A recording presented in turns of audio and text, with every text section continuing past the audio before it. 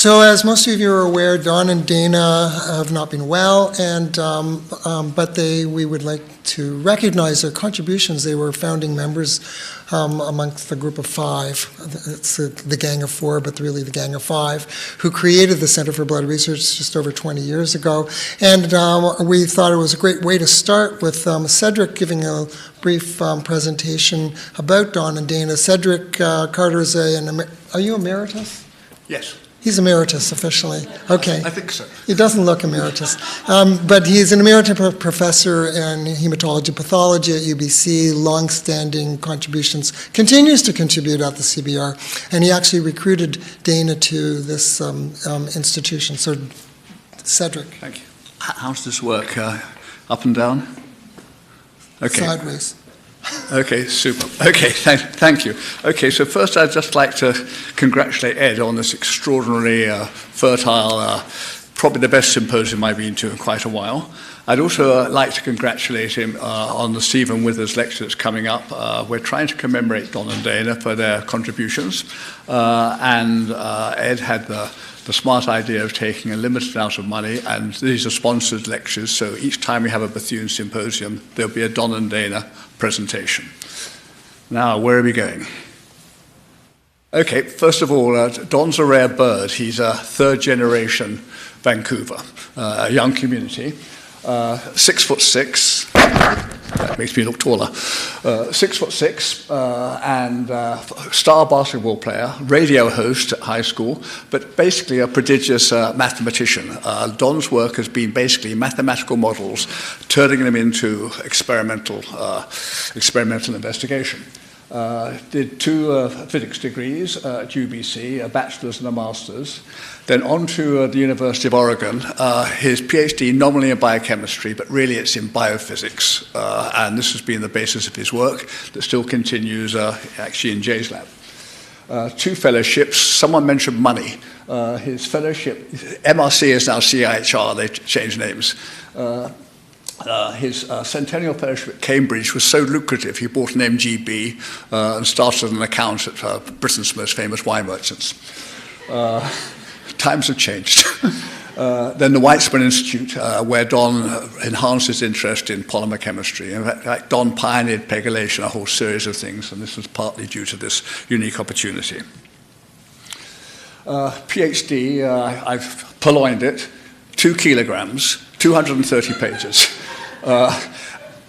Absolutely unique work looking at electrostatic forces, proteins, liquids, cell interactions, really groundbreaking work at the time, with one completely unique, novel application at the time.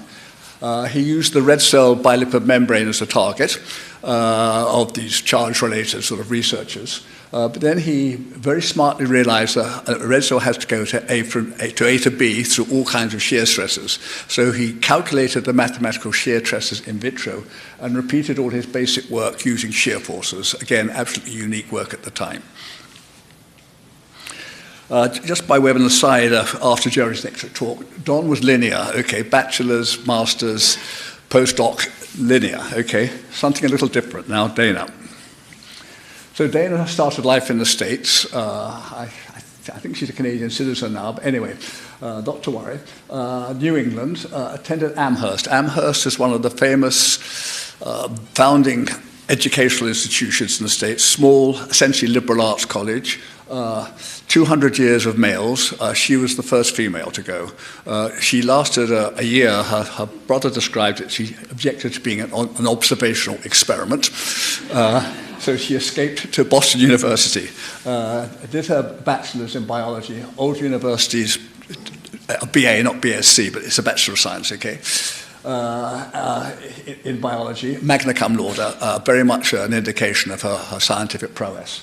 On to Woods Hole, which is a wonderful marine biology institution. She did a master's in marine biology, introduced me to the concept of convergent evolution. I'll come back to that if I can. Her first paper, she had two papers there. The first one was the role of chemoreceptors in the spatial orientation of the lobster. So don't just eat it, think about it. Really a very sort of different start to Don's career, moving from A to B in different areas. The next sort of landmark, and Geraldine gave a talk about change, the next landmark in Dana's life, she was married to somebody else at the time, not Don, was she went to Texas A&M to continue her studies. Her husband at the time transferred to Chapel Hill in Carolina. His supervisor moved, she moved with him. Dana wasn't able to get the position she wanted at Chapel Hill, so she did something rather remarkable, change of career again. She joined Wendell Ross's lab, a very famous hematologist, complement biology. She joined Wendell Ross's lab as a research tech while she sort of tried to gather and work out what to do next. After about 3 weeks, Wendell's a very smart chap. He tapped Dana on the shoulder saying, for Christ's sake, why don't you do a PhD with me? So he identified her as a potentially outstanding scientist, proof of the pudding, okay?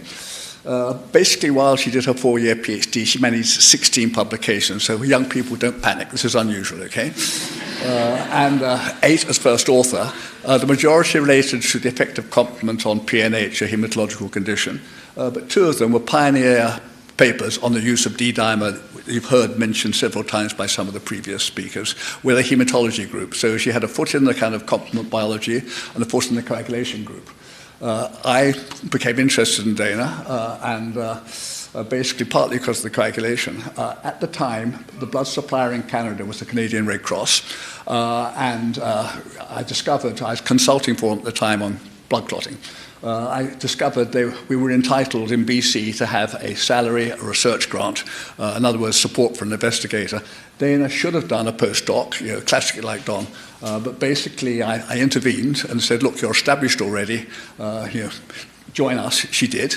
Well, bribery and corruption, I treated shamefully. I wrote a job description because it had to be a Canadian applicant preference. I wrote a job description only one person could answer. That was Dana. Now, okay, so you know Dana predominantly in the CBR and the CBS. How did she get there? Basically, transfusion disaster. Basically, we can't fractionate coagulation proteins in Canada in sufficient amounts for patients, factor VIII hemophiliacs. So we used a commercial donor from the States, Armour Pharmaceuticals.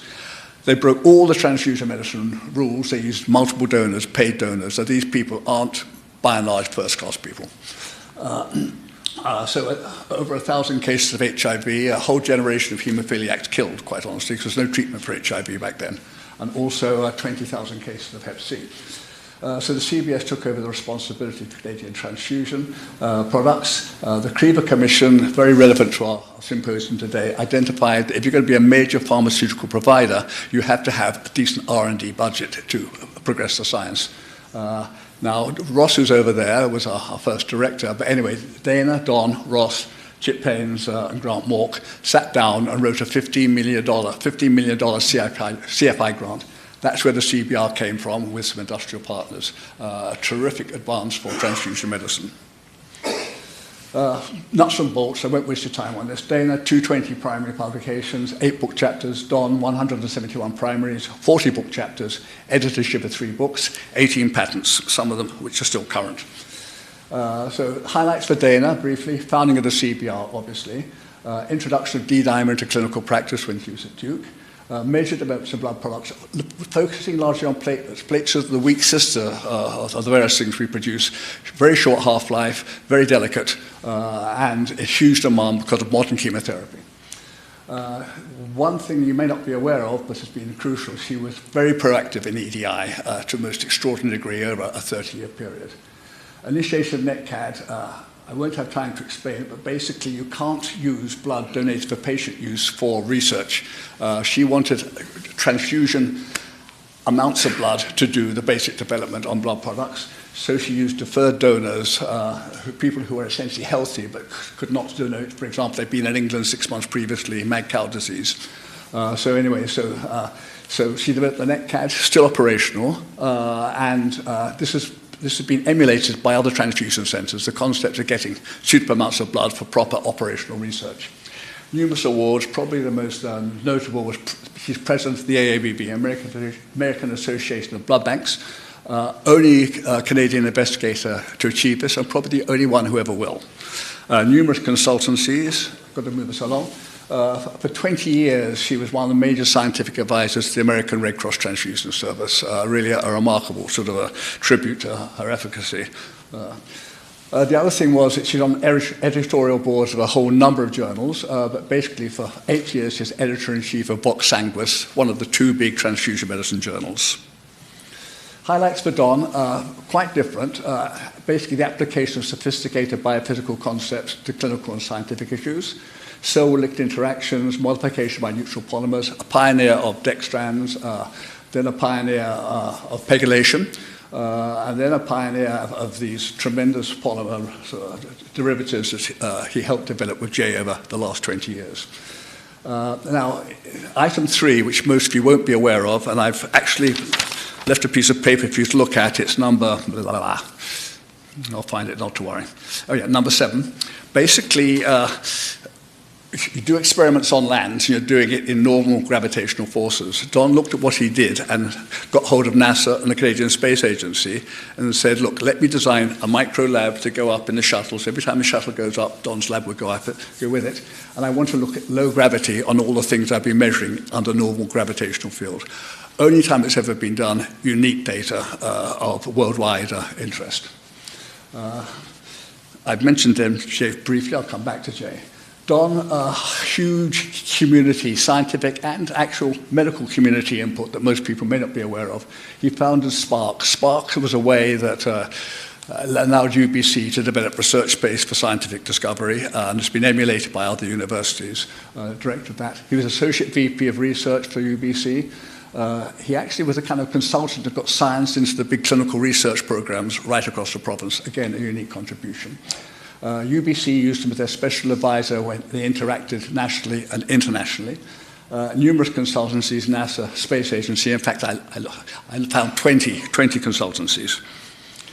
Key legacies for Dana, CBR and CBS initiatives. Donor expansion. Dana looked at deferred donors. She's become an expert in that because of NetCat. And discovered with modern technology they could expand the donor base. So more people are getting blood in Canada thanks to Dana.